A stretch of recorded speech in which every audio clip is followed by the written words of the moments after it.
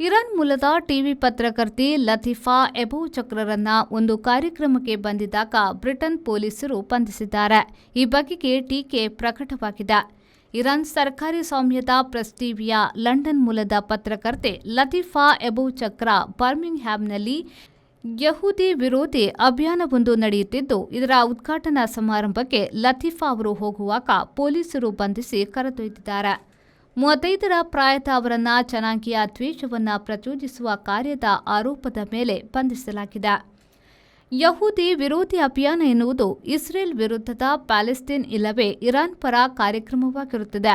ಯಹೂದಿ ವಿರೋಧಿ ಎನ್ನಲಿ, ಇಸ್ರೇಲ್ ವಿರೋಧಿ ಎನ್ನಲಿ ಅಂತ ಕಾರ್ಯಕ್ರಮವು ಜನಾಂಗೀಯ ದ್ವೇಷ ಪ್ರಚೋದಕ ಕಾರ್ಯಕ್ರಮವಾಗಿರುತ್ತದೆ. ಆದ್ದರಿಂದ ಅಂತಹ ಕಾರ್ಯಕ್ರಮವೊಂದರ ಉದ್ಘಾಟನೆಗೆ ಹೊರಟಿದ್ದ ಲತೀಫಾರನ್ನ ಬಂಧಿಸಲಾಗಿದೆ ಎಂದು ಪೊಲೀಸರು ತಿಳಿಸಿದ್ದಾರೆ.